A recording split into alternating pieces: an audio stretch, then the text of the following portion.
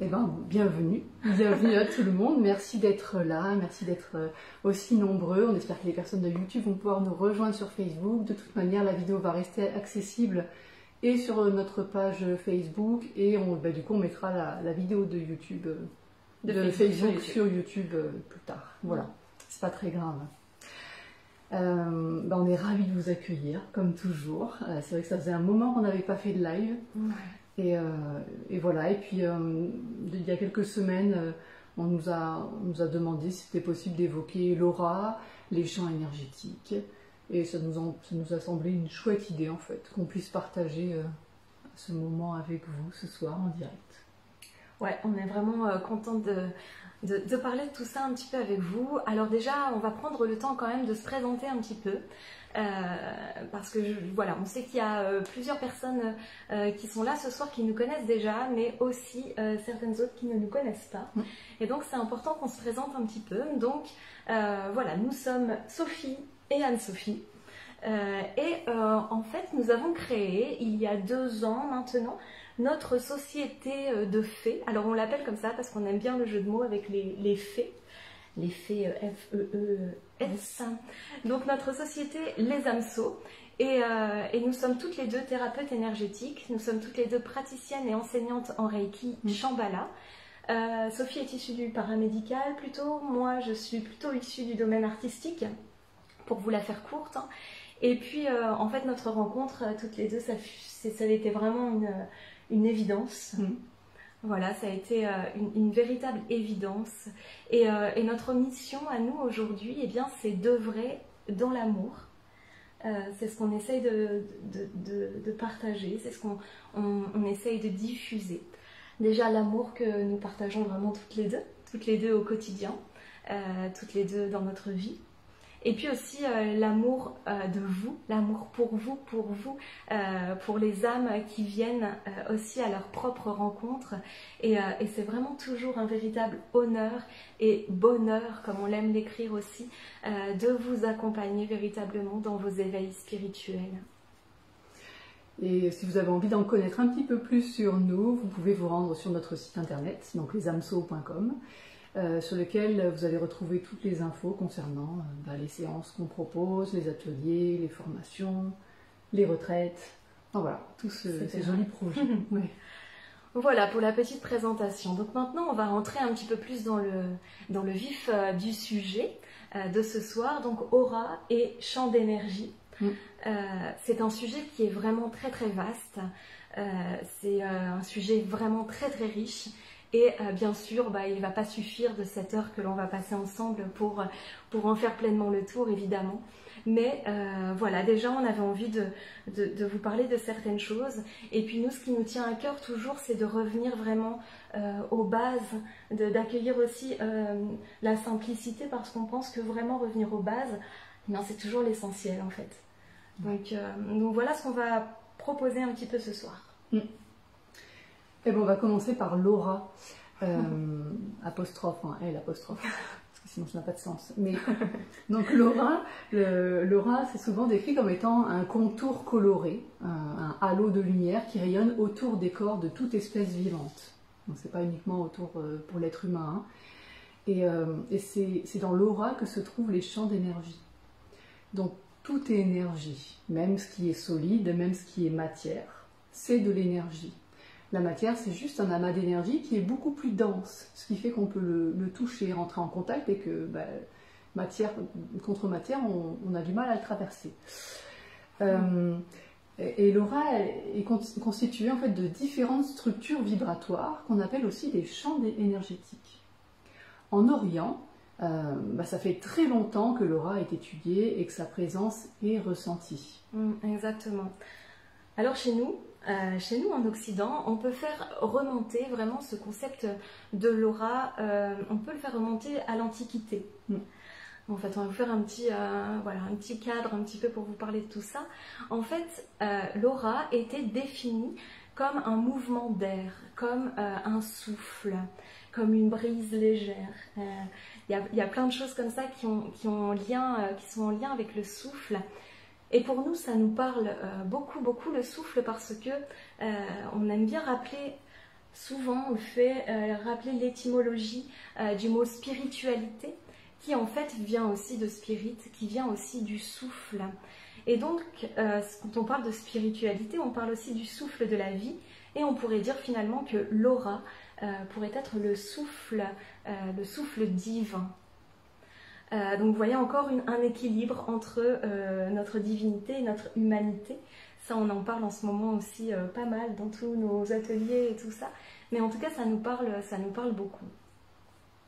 À l'époque de l'Antiquité, donc, pour revenir à ça, eh bien, on retrouve la présence de l'aura, notamment dans les arts plastiques, où en fait les divinités, les héros, ils étaient représentés dans une draperie légère. Il y avait vraiment ce mouvement de souffle autour d'eux. Alors peut-être qu'à cette époque, il s'agissait d'une représentation plutôt innée, parce que personne vraiment n'avait encore dit avoir vu vraiment l'aura. Et en Occident, toujours, c'est bien plus tard qu'on a commencé à avoir une première description de l'aura. C'est à la fin des années 1800.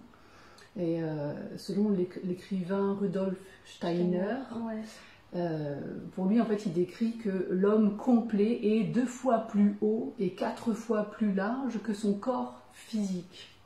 C'est dire à quel point nous sommes bel et bien des êtres immenses, contrairement aux limitations que nous impose notre mental. À cette époque, l'aura est présentée comme étant une brume lumineuse autour des espèces, et cette brume présenterait différentes couleurs. Peut-être vous connaissez Kilner. C'est un électricien, c'est un électricien médical, enfin voilà, qui travaillait en électrothérapie et qui avait fabriqué des lunettes qui permettaient de voir l'aura. D'ailleurs, je crois qu'on les trouve toujours en vente. Oui, bizarre. Enfin, on a regardé, on a fait des petites recherches et tout, et il y a Amazon qui est sorti en premier lieu, et donc on n'a pas été poussé voir plus ça. Mais on a trouvé ça assez drôle. Et après, il y a plein d'autres moyens, des moyens de photographie qu'on peut voir des fois sur les salons d'ailleurs de bien-être pour photographier l'aura. Oui, exactement. En fait, le concept de l'aura, il va prendre vraiment encore plus d'ampleur et connaît vraiment aussi une certaine notoriété, notamment dans les années 60, puis ensuite dans les années 90, avec la parution notamment d'un livre sur les enfants indigos. Peut-être que ça vous parle, les enfants indigos. En fait, on les appelle, et on les appelait, et on les appelle encore les enfants indigos, parce qu'on repérait autour de ces enfants dits du nouveau monde, on va le dire comme ça, une aura bleue indigo, justement, qu'ils portaient autour d'eux. Si vous êtes intéressé par si les enfants indigos, tout ça, ça vous parle, sachez simplement que vous allez pouvoir retrouver toute une série de vidéos sur les enfants indigos sur notre chaîne YouTube, justement, parce qu'on en a fait quelques-unes. Il y en a d'autres qui doivent arriver encore, mais voilà, si ça vous parle, si vous avez envie de découvrir, on a, je sais pas, 3 peut-être, 3 vidéos, il me semble, sur les enfants indigos. Je pense qu'il y a déjà ça, il y en a au moins autant qui doivent arriver. Il faut juste qu'on prenne le temps de les faire. Bon, bref. Pour parler des couleurs de l'aura, chez les êtres vivants, les couleurs de l'aura varient en intensité selon l'individu, selon ce qu'il dégage, selon sa personnalité, selon son évolution propre, etc. En fait, il y a plein de paramètres à prendre en compte. Et disons que chaque couleur porte une ou plusieurs caractéristiques qui lui est propre. Donc les couleurs de l'aura changent selon les dispositions du moment, selon les situations vécues. Et vous l'aurez donc compris, les couleurs ne sont pas figées, elles évoluent en fonction de nos vécus, de notre éveil et de notre cheminement finalement. Ouais, exactement. Alors, on pourrait évidemment rentrer un petit peu dans les détails des couleurs, mais on ne va pas le faire ce soir. Simplement vous dire qu'on distingue plusieurs couleurs et que chaque couleur se nuance elle-même. Alors on va trouver, parmi les couleurs de l'aura, on va trouver le rouge, on va trouver le orange, le jaune, le vert, le bleu, le violet, l'indigo, le rose, l'or, le noir, le gris et le blanc. Et voilà, vous remarquerez aussi que parmi elles, eh bien, on va retrouver toutes les couleurs des chakras. On va en parler un petit peu plus tard dans la soirée. Mais déjà, effectivement, une des interprétations des couleurs, pas des interprétations, mais une des couleurs qu'on retrouve en tout cas dans les chakras, c'est le rouge. Pour le chakra racine, le orange pour le chakra sacré, le jaune pour le chakra du plexus, vert et rose pour le chakra du cœur, il y a cette double couleur, et ensuite le bleu chakra de gorge, violet pour le troisième œil et blanc pour le chakra couronne. Alors encore une fois, c'est vraiment une interprétation, il y en a d'autres, et selon certaines écoles, voilà, certaines interprétations, encore une fois, eh bien, les couleurs peuvent changer, notamment en ce qui concerne les chakras 6 et 7. Oui, c'est ça. C'est ça, on peut avoir du coup l'indigo sur le troisième œil, on peut trouver le violet sur le chakra couronne, mais on trouve aussi des écrits où on parle de doré. Après, les couleurs, c'est toujours pareil, c'est une interprétation et c'est une... voilà, c'est dépendant de chacun, personne ne voit les choses de la même manière, hein. Donc voilà, il faut vraiment rester en lien avec ça aussi. Les couleurs qui sont dominantes chez un individu vont orienter son état d'être du moment. Donc on l'a vu, l'aura est ce souffle lumineux qui nous enveloppe et qui contient donc notre champ énergétique. Alors justement, on va rentrer un petit peu un peu plus dans le détail des champs énergétiques. Quand on parle d'énergie, nous en ce qui nous concerne, on va parler du prana, on va parler du chi, on va parler de l'énergie universelle de vie.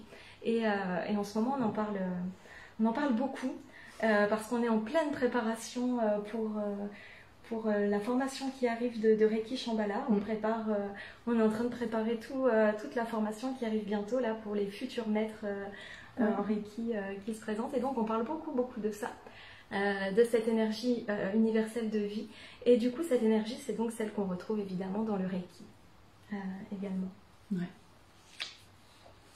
Donc les champs énergétiques, comment ça fonctionne? Eh ben, on peut imaginer que tout est un champ d'énergie universelle de vie qui envelopperait l'ensemble de notre univers. Ce champ d'énergie pénètre le corps physique et forme alors comme une toile, on pourrait appeler ça une toile d'araignée lumineuse, qui serait nécessairement interconnectée avec les toiles des autres personnes et des autres espèces. On est tous interconnectés.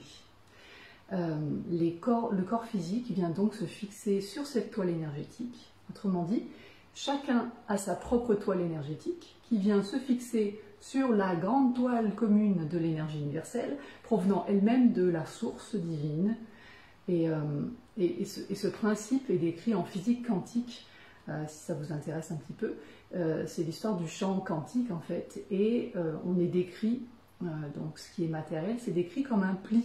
Donc en fait, nous, on est des plis dans le champ quantique, mais on est tous, c'est comme si on était tous sur un même tissu, et que chacun représentait un pli. Voilà, c'est ce qui se passe dans la définition. Donc c'est super intéressant d'avoir cette image-là, comme quoi on est tous bien interconnectés, parce qu'on vient tous de la même toile. Et donc du coup, eh bien, lorsque notre champ personnel, en fait, sur lequel notre corps physique est posé, lorsque ce champ personnel est en bonne santé, eh bien, il va être naturellement autonome. Et l'ensemble de nos organes vont vibrer à leur fréquence, en fait, et vont fonctionner de façon naturelle.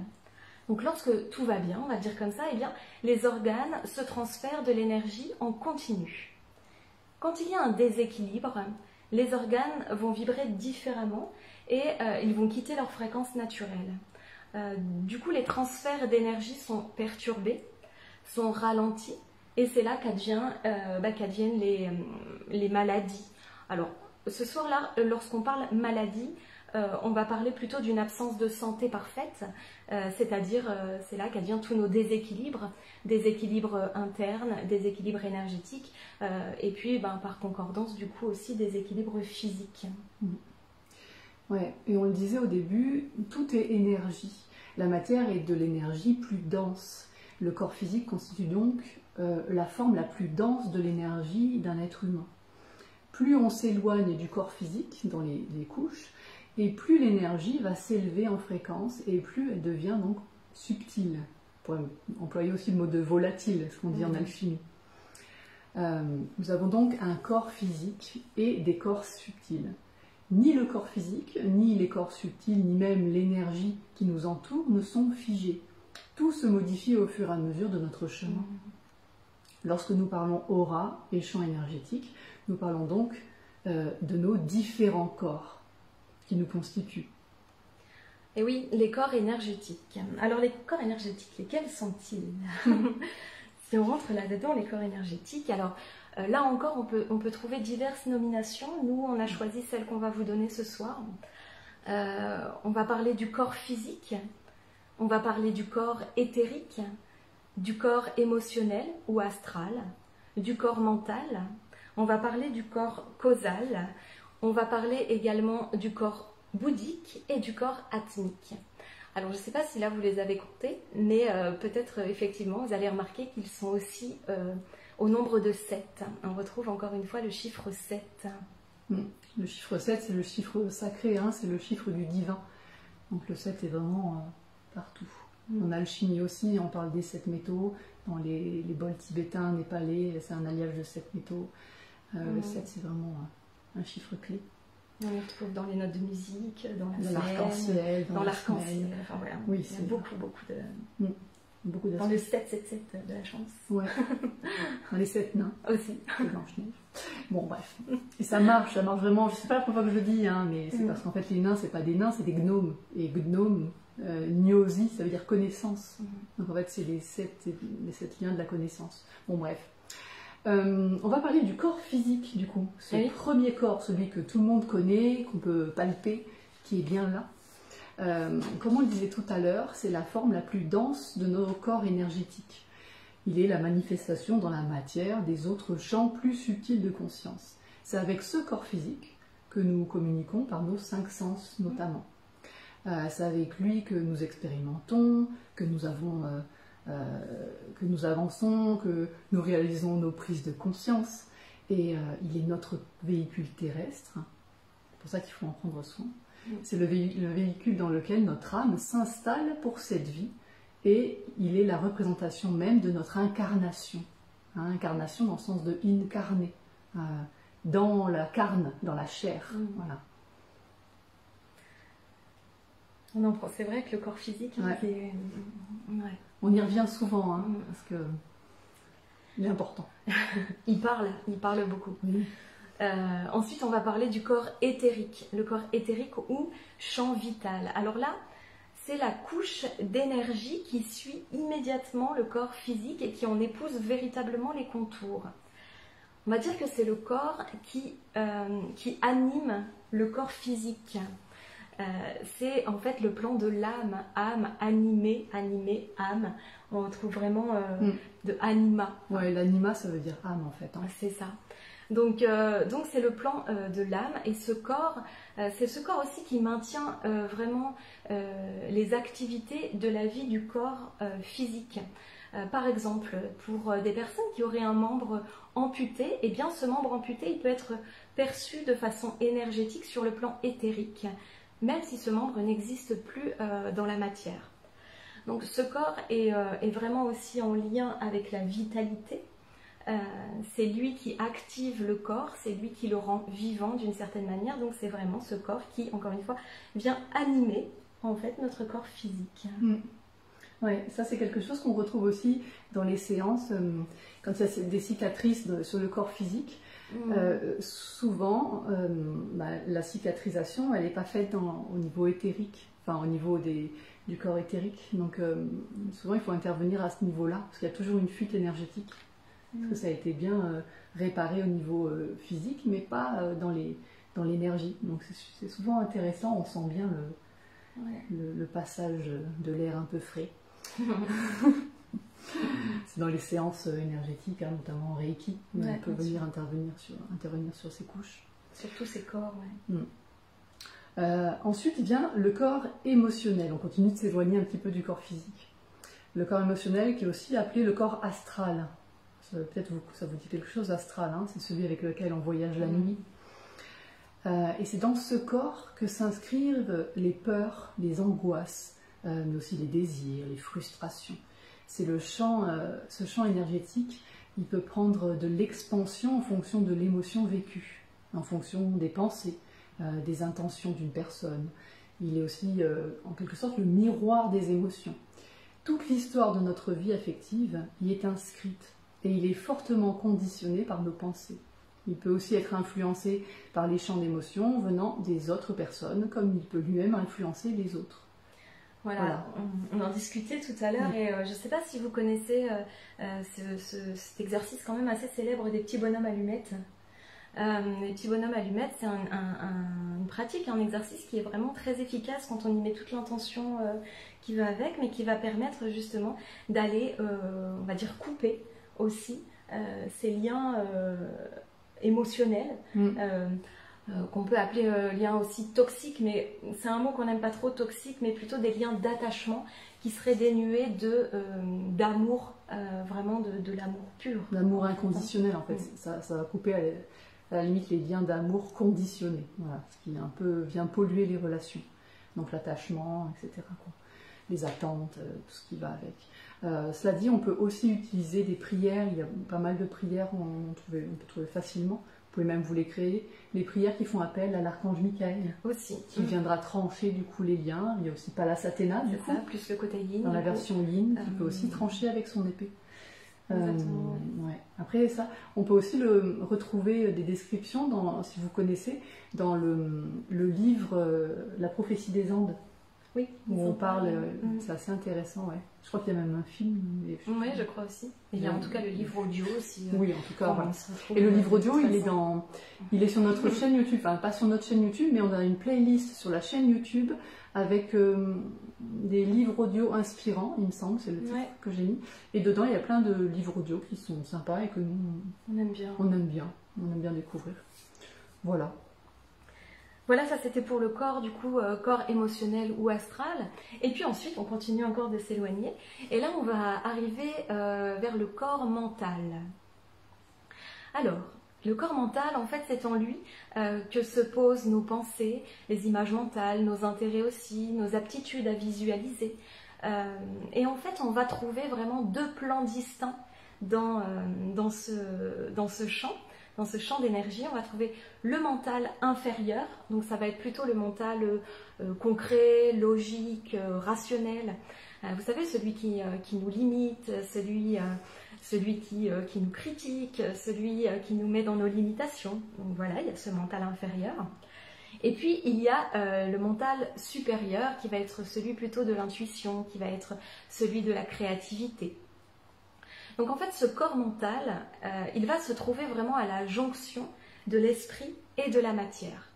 En fait, il est comme un lien entre notre humanité et notre divinité. Encore une fois, vous voyez toujours ces deux parts. Et voilà aussi pourquoi, pour monter en vibration, eh bien, c'est essentiel de ne pas toujours, jamais pour monter en vibration, très rarement écouter son mental inférieur, qui lui va au contraire nous rabaisser, ça va être tous les autosabotages, toutes ces choses-là.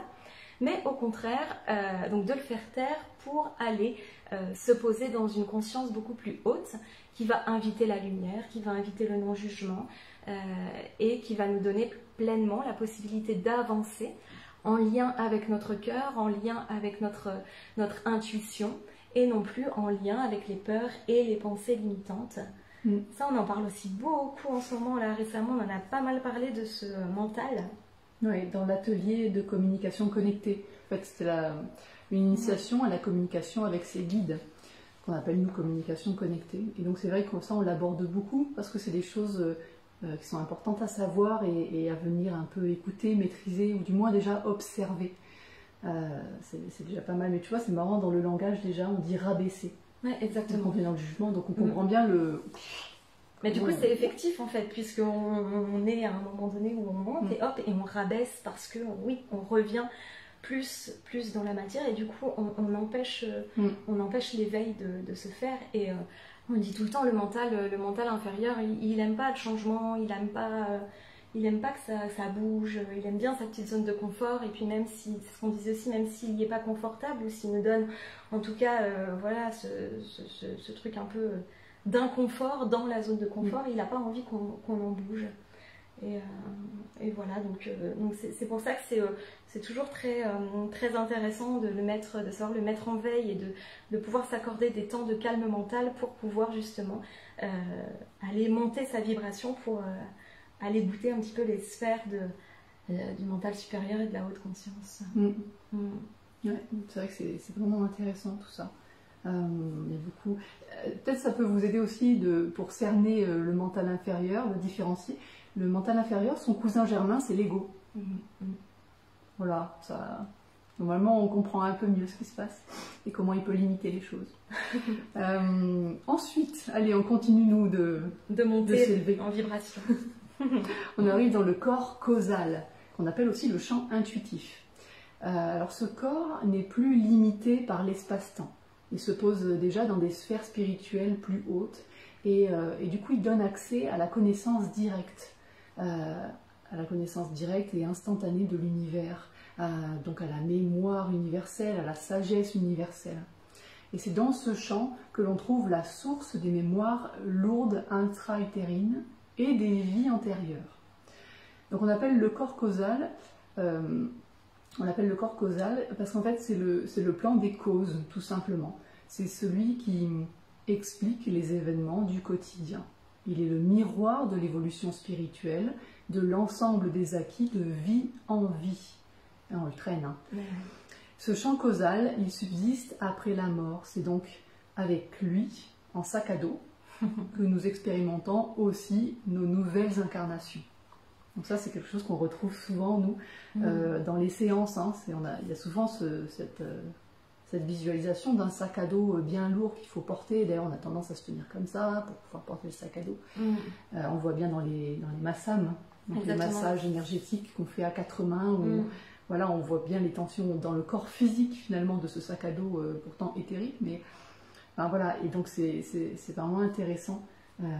Parce que vous notez bien qu'il se porte un sac à dos, ça se porte dans le dos, et donc le dos c'est tout ce qui est relié au passé, parce qu'en anglais on dit back, hein, derrière.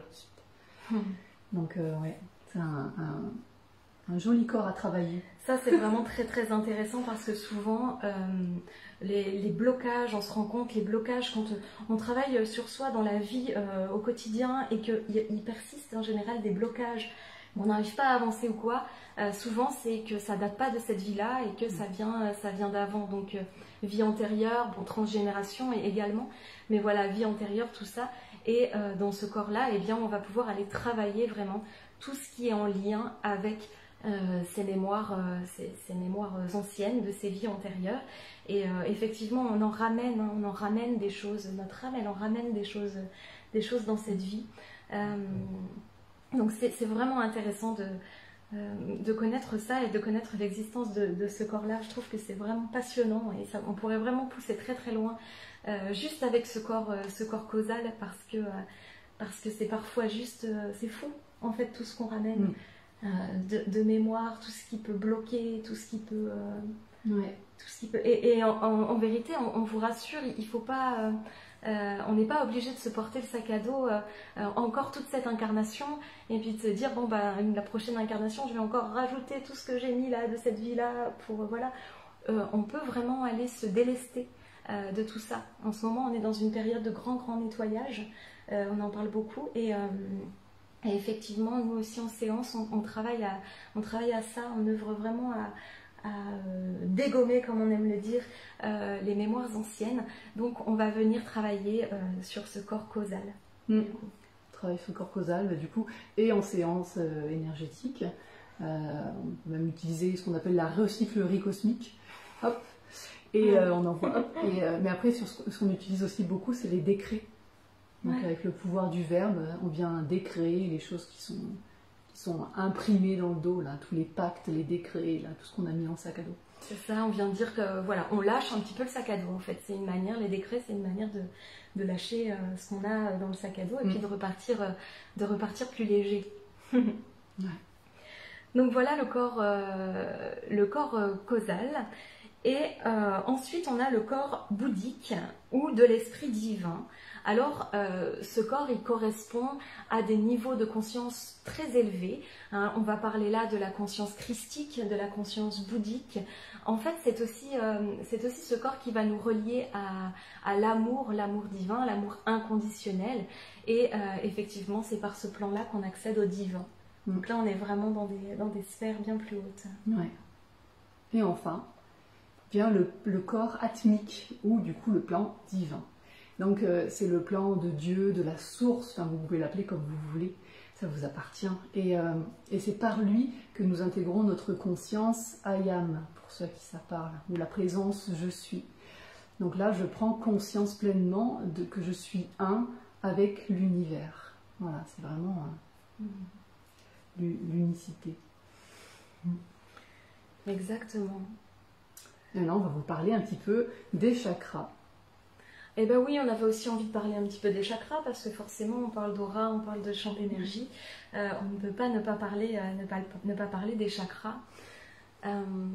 Voilà, les chakras, on en entend beaucoup parler dans l'énergie, dans l'énergétique. Et en fait, les chakras, ils trouvent leur essence dans l'hindouisme, où ils sont vraiment décrits comme étant des centres de lumière et d'énergie. Le mot chakra, il est souvent traduit par roue d'énergie. En fait, ces roues d'énergie agissent vraiment comme des portes d'entrée vers nos corps subtils. Ça, c'est aussi très intéressant du coup de vraiment avoir cette vision-là. Et en fait, les chakras, ils sont répartis le long des corps, de la pointe du coccyx jusqu'au sommet du crâne. Le long de ce que l'on nomme le canal de lumière qui est situé juste en avant de la colonne vertébrale.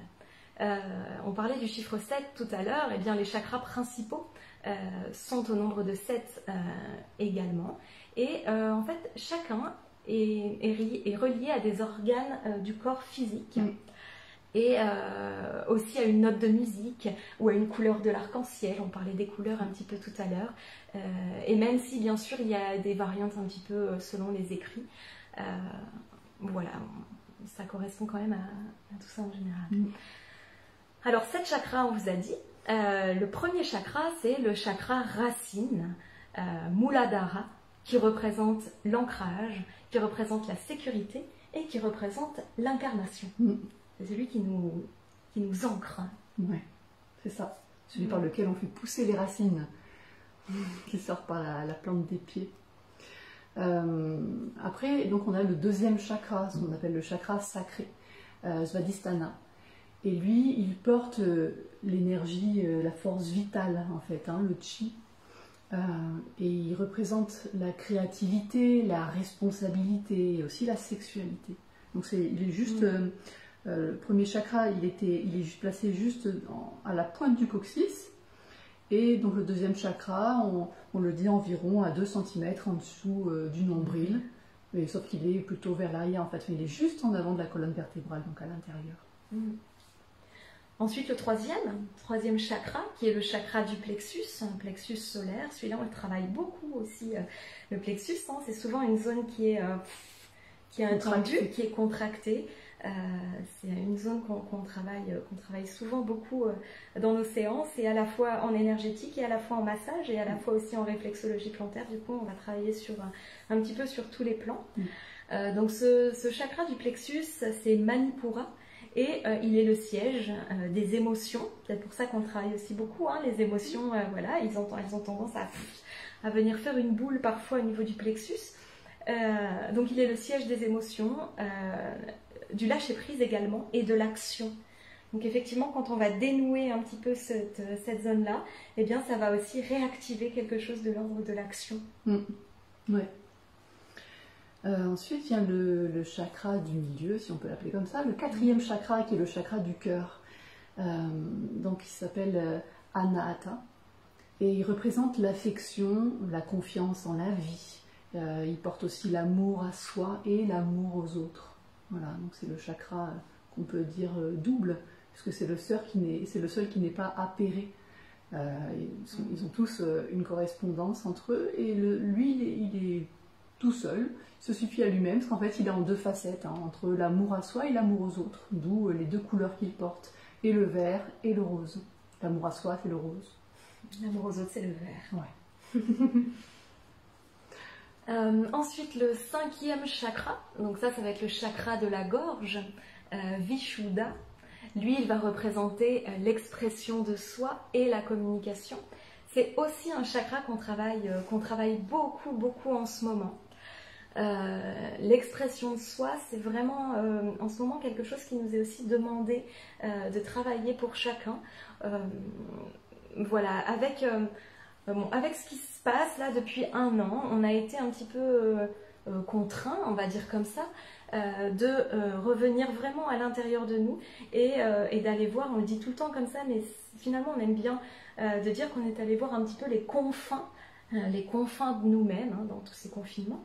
Et en fait, souvent, on se rend compte aussi, et c'est le cas dans les séances, et c'est le cas quand on partage avec vous, quand on partage voilà, avec d'autres thérapeutes aussi, eh bien, on se rend compte que le fait d'aller voir comme ça à l'intérieur de soi, eh bien, ça permet aussi de se recaler un petit peu sur son chemin et de se rendre compte que finalement, peut-être là où on était un petit peu décalé de ce qui nous correspondait vraiment. Et du coup, on arrive à un moment donné où on a envie d'exprimer un peu plus qui on est, de se mettre un peu plus en lien avec véritablement ce qu'on porte à l'intérieur.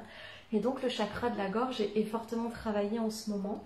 Et en plus, je parlais du plexus tout à l'heure, mais plexus et gorge, c'est vraiment 2 espaces qui sont pour le coup très travaillés, parce qu'on parle souvent de boule au ventre et de nœud à la gorge. Et nous, toute cette zone-là, qui est juste là entre ces 2 points, on l'appelle la colonne d'émotions. Souvent, c'est vraiment un espace dans lequel il y a beaucoup d'émotions non exprimées qui se cristallisent. Et, oui, dans tout l'espace, dans la cage thoracique. Et c'est pour ça qu'il y a aussi des points qu'on fait aussi travailler, qu'on travaille du coup dans les massam. C'est ce qu'on appelle les points sensibles en EFT, qui sont souvent un petit peu saturés, qu'on peut venir travailler soi-même. Ouais. Soit comme ça, soit avec le câlin papillon, aussi comme ça. Voilà, et c'est vrai que c'est un chakra, le chakra de la gorge, qui est bien travaillé. Parce qu'en fait, l'ère du Verseau, dans laquelle on est rentré depuis quelques temps, elle est liée au chakra de la communication, donc au chakra de la gorge. Donc c'est pour ça qu'il y a toute une histoire d'évolution avec la gorge, la communication. Ouais, exactement. Ouais. Et donc sa couleur, c'est le bleu ciel. Je vois la question. Pour répondre à Nathalie. Oui, Nathalie, je vois pas de question depuis tout à l'heure, mais c'est là que je la vois, donc je réponds. C'est bleu ciel. Donc ensuite, on arrive sur le 6e chakra. Donc c'est le fameux chakra du 3e œil, Ajna. Et il représente l'intuition, la clairvoyance, mais aussi c'est la connaissance, l'inspiration, le discernement. Voilà, tout ce qu'il porte. Et donc sa couleur, c'est le fameux indigo des enfants indigo. On vient avec le 3e œil. Ouais. Et puis enfin, le 7e chakra, le chakra couronne, Sahasrara. Et alors lui, il représente, donc il est au sommet du crâne, et il représente la conscience cosmique et la spiritualité. Donc c'est toute l'ouverture qui va pouvoir se faire vers les plans plus hauts, les plans plus subtils. Il va être en lien directement avec un chakra dont on ne parle pas ce soir, mais le chakra étoile de l'âme, qui est à 30 cm au-dessus de la tête. Voilà. Voilà pour ce qui est des chakras. Pour ce qui a été de l'aura, pour ce qui est des champs énergétiques. Voilà ce qu'on avait envie de vous partager aussi ce soir, et donc de vous dire que voilà, eh bien, vous comprenez, j'imagine, et j'en suis certaine, comme il est important en fait pour notre santé et pour l'entretien de notre vitalité de procéder à des harmonisations énergétiques de manière régulière. Alors quand on dit régulière, ça dépend vraiment de chacun, du besoin de chacun, mais au moins 1 fois par an, voire 2, pour un petit entretien de routine, une petite visite de routine, pour réaligner un petit peu et remettre un petit peu les énergies en route. Eh bien, effectivement, c'est vraiment très très bien, parce que ça va permettre de rétablir les déséquilibres qui vont être présents dans les différents corps énergétiques, justement. Ça va permettre également d'amener l'aura vers un plus grand rayonnement, vers son plein rayonnement même. Et cela permet d'entretenir une bonne santé, une bonne vitalité, et de prévenir de maux éventuels, de douleurs, voilà, avant que le corps ne se mette à crier. Après, bien sûr, c'est toujours de l'écoute et de l'observation de soi, de savoir à quel moment, avant que ce soit inconfortable, à quel moment c'est bon de venir faire un petit contrôle technique. Ça, c'est parce qu'on doit faire celui de la voiture. Oui, c'est pour ça. Bon, bref. Non, mais c'est vrai. Et en fait, on vous dit ça parce que, voilà, dans notre expérience aussi personnelle à l'une et l'autre, c'est vrai qu'il y a des moments où, quand on va voir quelqu'un pour nous accompagner, un thérapeute, dans la relation d'aide, qu'importe, mais il y a des moments où ça va être vraiment très espacé, parce que finalement c'est ok, et puis il y a des moments où on a besoin d'être un petit peu plus aidé, accompagné, soutenu. Et je sais que voilà, moi il y a des périodes dans ma vie où en effet j'allais voir plus fréquemment, quoi. Histoire de me rebooster, de me réaligner un petit peu et de trouver un petit peu un espace de respiration. On en revient encore à la respiration, mais c'est vraiment ça, c'est comment on reprend un peu d'air et puis voilà, on retourne dans le bain de la vie. De pas attendre d'étouffer pour pouvoir se donner de l'air en fait. Et dans étouffer, c'est un mot qu'on aime bien aussi parce que si vous l'entendez, si vous entendez parfois de dire mais j'ai tout fait pour cette situation, j'ai tout fait pour cette personne et je suis épuisée par exemple, et entendez j'ai tout fait. J'ai tout fait. Il y a vraiment le verbe étouffer dedans. Et voilà, c'est tout. Alors nous, on adore toute cette langue des oiseaux, là, tous ces jeux de mots, mais la langue vient dire tellement de choses, en fait. Mais voilà, de vous mettre vraiment pleinement, effectivement, à votre écoute. Ouais. Et en effet, lorsque quelque chose est traité directement sur le plan émotionnel, par exemple, ou sur le plan causal, comme on l'a vu, sans que ça soit encore descendu dans le corps physique, que ce soit imprimé, ça va éviter des épisodes qui peuvent être douloureux. Oui, complètement. Et notre corps physique, c'est un peu un transcripteur qui va amener à notre conscience nos déséquilibres et la conscience de nos maladies aussi. Chez nous, en Occident, on a un peu cette tendance à pas trop être dans la prévention. On a vraiment ce truc-là. Et du coup, on a cette étrange habitude de laisser venir la douleur, et une fois qu'elle est là, alors que quand le corps s'exprime, quand même le corps crie, on décide à ce moment-là d'aller voir quelqu'un pour nous accompagner. Et c'est vrai que ça ne fonctionne pas partout comme ça. C'est sûr. Alors, en Orient, justement, la médecine va être plus préventive. Les maux, les douleurs vont être anticipés, on va le dire comme ça, par un travail énergétique régulier qui va se faire en amont, avant que le corps lui-même se mette à hurler, se mette à crier. Alors, pour faire des harmonisations, pour harmoniser, pour équilibrer, pour prévenir, pour rétablir tout cet équilibre, le Reiki, nous on est enseignante et praticienne au Reiki, donc forcément on trouve, c'est vraiment une merveilleuse méthode, un merveilleux outil, c'est vraiment être canal de l'énergie universelle, et en fait c'est vraiment parfait pour ramener le corps dans son intelligence et son potentiel d'auto-guérison. Voilà, n'attendez vraiment pas de vous sentir mal pour offrir à l'ensemble de vos corps vraiment un petit coup de peps, un reboost d'énergie. C'est encore une fois important d'être dans cette écoute-là. Ouais. Et en ce qui nous concerne, du coup, on propose des harmonisations énergétiques en cabinet, donc sur notre cabinet qui est à Sainte-Foy, et on en fait aussi à distance. Encore une fois, l'énergie, elle ne fait aucune différence entre la présence, la distance. Elle l'est tout simplement, et du coup elle agit hors du temps, hors de l'espace. Cela dit, on utilise, si c'est une volonté, en tout cas un besoin, on utilise largement la visio, bien sûr. Oui, complètement. C'est pas utile, mais ça peut être plus facile pour créer la relation et le lien dans l'accompagnement. Mais bon, ça arrive que non, parce qu'on fait des accompagnements des personnes qui se trouvent loin. À l'autre bout du monde. On a fait Australie, c'est vrai, des personnes qui étaient au Canada, des personnes qui sont en Nouvelle-Calédonie. En Nouvelle-Calédonie aussi. Québec. Donc, voilà. L'énergie agit. Oui, l'énergie agit. Donc les harmonisations sont aussi présentes, les harmonisations énergétiques, on les utilise aussi dans nos massams. Donc les massams, c'est ce qu'on on a appelé ça comme ça, en fait c'est la petite touche, les hameçons, c'est des massages énergétiques qu'on fait à 4 mains. Donc ça nous permet de, non seulement d'être en contact avec le corps physique, cela dit pas toujours. Pas toujours, nous on le sent, mais la personne qui reçoit sent aussi que parfois le contact il se fait avec d'autres corps Donc c'est vraiment intéressant de venir travailler là. Et voilà, puis ça permet d'être à deux avec notre complicité, etc. Ça nous permet vraiment de pouvoir faire une polarisation intéressante avec tout ça. Donc bref, si vous voulez plus de renseignements là-dessus, vous pouvez vous rendre sur notre site internet, lesamso.com, pour regarder ce qu'on propose, et pour les prises de rendez-vous aussi, pour la petite fiche contact. Et sinon, vous pouvez aussi nous contacter directement par mail à lesamso@hotmail.com.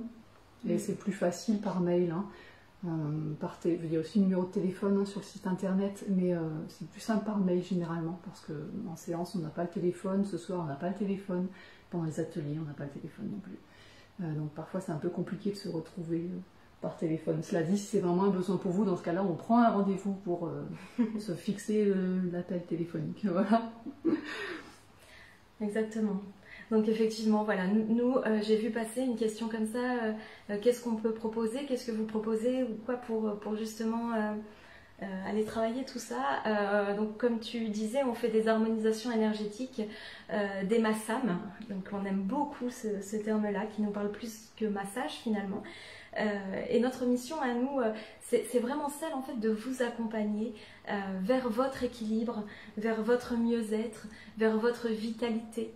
Et ce qu'on aime préciser aussi, c'est qu'en fait on ne se définit pas toutes les deux comme étant des guérisseuses, parce que nous ce qu'on fait en fait, c'est qu'on active et on permet de remettre en action votre propre système d'auto-guérison.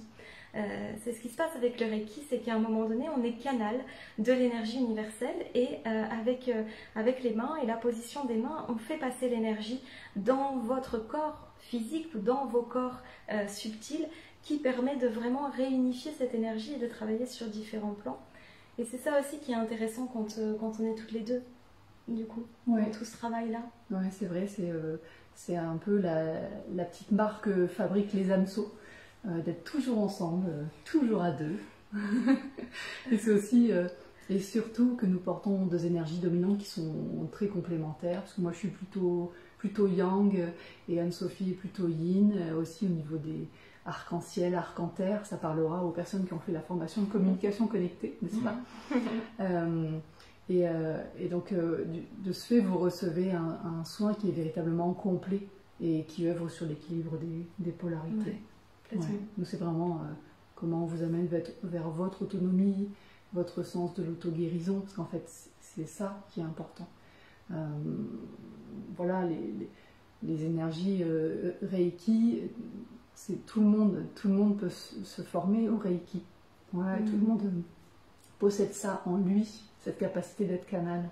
Donc voilà.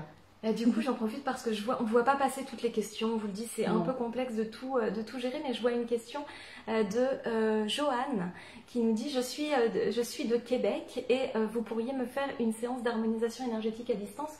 Oui, on fait vraiment des séances d'harmonisation énergétique à distance.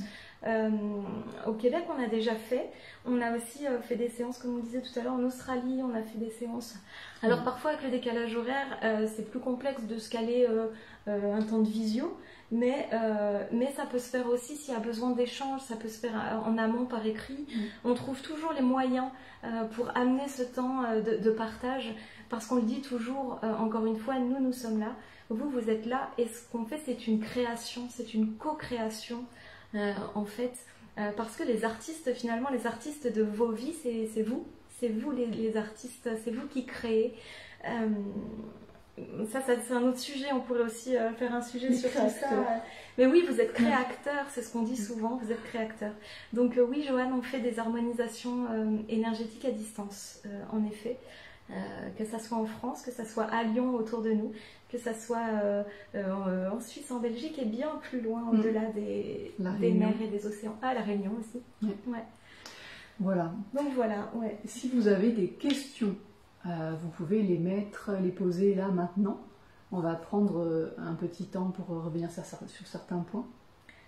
Si on arrive à suivre tout le fil des commentaires. Oui, parce qu'en fait, pendant la vidéo, on a un tout petit fil de commentaires et on voit très très peu. Et si vous voulez les mettre maintenant, on va essayer de les suivre. Et pendant ce temps, parce qu'il y a toujours un petit décalage entre entre le fil des commentaires et la vidéo.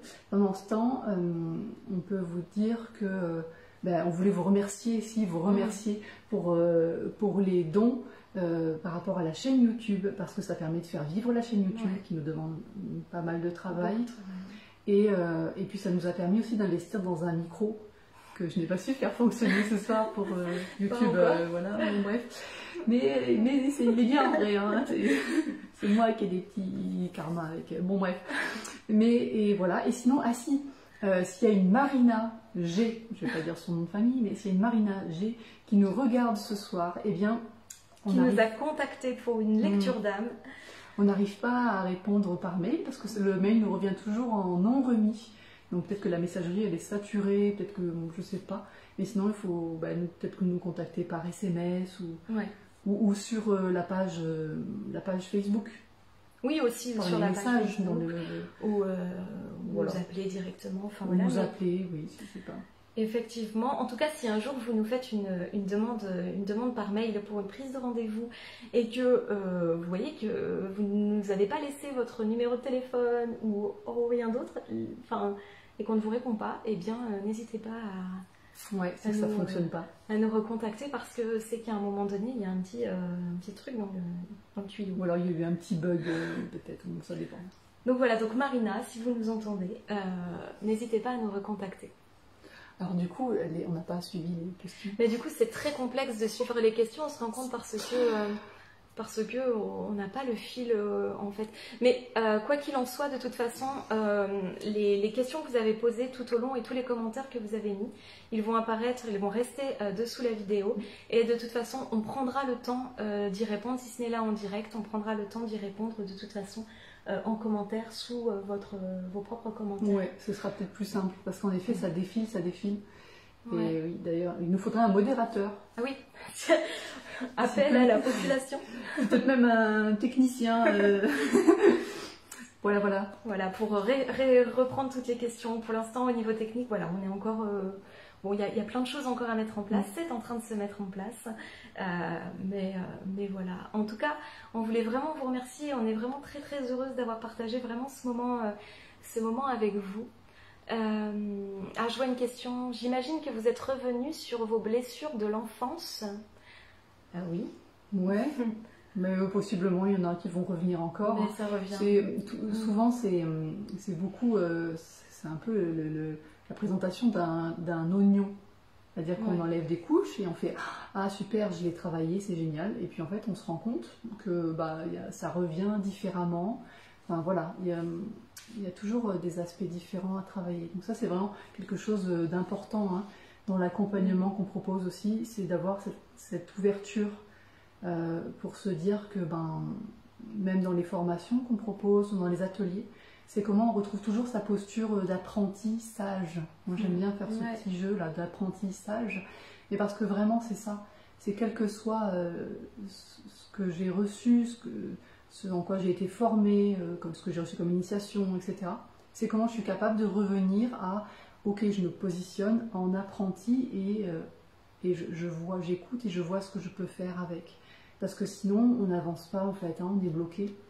On se retrouve dans des schémas limitants à nouveau. Ouais, c'est ça. On employait l'autre jour là, sur une rencontre étincelle. Donc, c'est des rencontres qu'on fait via Zoom avec des thérapeutes donc de la relation d'aide, coaching, du bien-être, développement personnel. Et donc, c'était intéressant parce qu'on expliquait que finalement, on aimait bien revenir toujours aux bases. Parce que c'est comme s'il y avait un labyrinthe et que on empruntait un premier chemin et puis on arrive dans une impasse. Qu'est-ce qu'on fait à ce moment-là? Eh nous, on se dit, ok, là, en toute humilité, je vais rebrousser chemin, je vais retourner à l'entrée du labyrinthe, et puis je vais aller expérimenter un autre chemin. Et là, peut-être que je vais aller un petit peu plus loin encore pour voir ce qui se passe. Clairement, on a beau être thérapeute, en faire notre métier, notre activité permanente même, parce qu'on est toujours en train de... On a la chance d'avoir un effet miroir permanent l'une l'autre, donc c'est assez efficace, mais ça n'empêche que c'est le travail de toute une vie, c'est le travail de plusieurs vies. Enfin, voilà, donc en toute humilité, c'est comment on revient un peu en arrière et on se dit ok, qu'est-ce que j'ai à apprendre d'eux? Parce qu'on a à apprendre et apprendre de chacun. Ça, là-dessus, vous pouvez voir... comment il s'appelle ce film déjà? J'ai oublié. Mais il est aussi en lien sur la playlist films et documentaires inspirants de notre chaîne YouTube.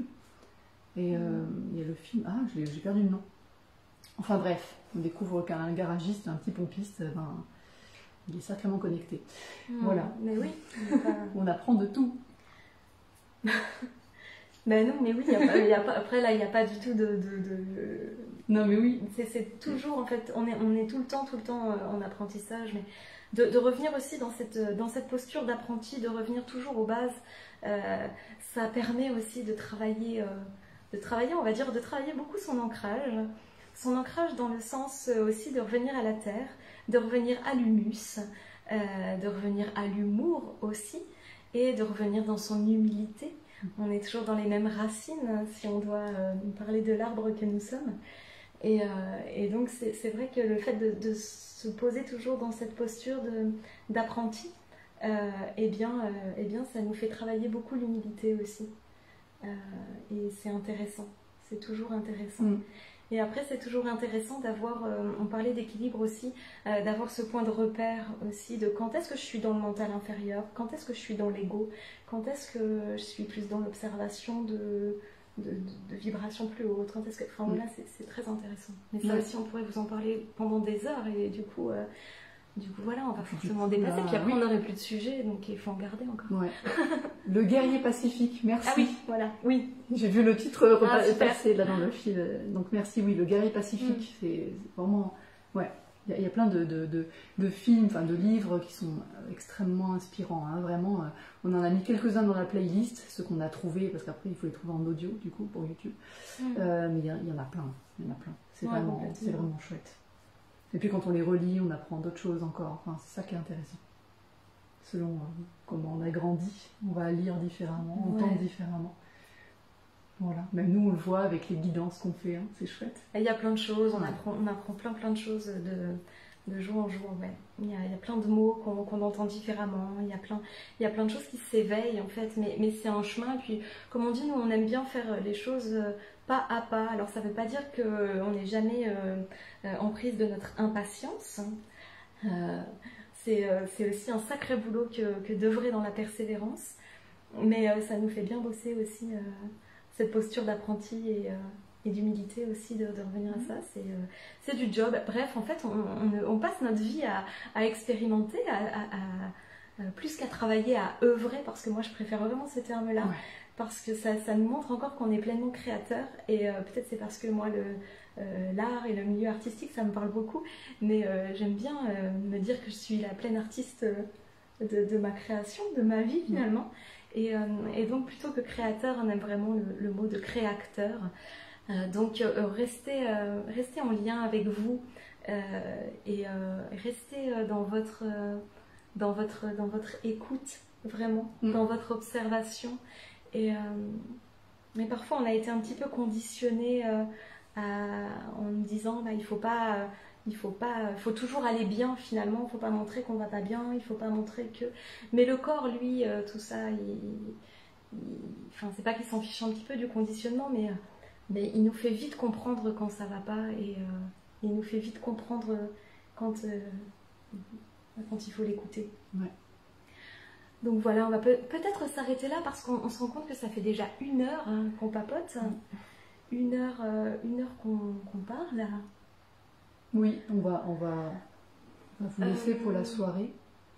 Du coup, on vous promet qu'on va regarder vraiment toutes les questions et qu'on va prendre le temps d'y répondre du coup en réponse en commentaire. Et voilà. Et voilà. Et on vous dit à tout bientôt. On vous dit à très vite. On vous remercie vraiment pour votre présence ce soir. Et sachez que cette vidéo va rester en replay, enfin en accès libre. Voilà. Et pour l'instant, on n'a pas prévu d'autres lives. Pas encore. Parce qu'il y en a... Ouais, bon, bref. On vous en parlera plus tard. Voilà, il y a plein Ce sera de choses sur autre chose, sur un autre endroit. Bon, bref.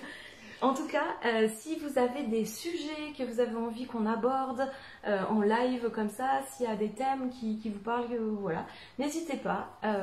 Si on peut le faire, eh bien on le fait. Là, du coup, on remercie Céline pour ce sujet. Donc, je ne sais pas si tu es là, Céline, ce soir, mais en tout cas, merci à toi. Et voilà. On vous dit à très vite. À tout bientôt. On vous souhaite une belle soirée. Merci beaucoup.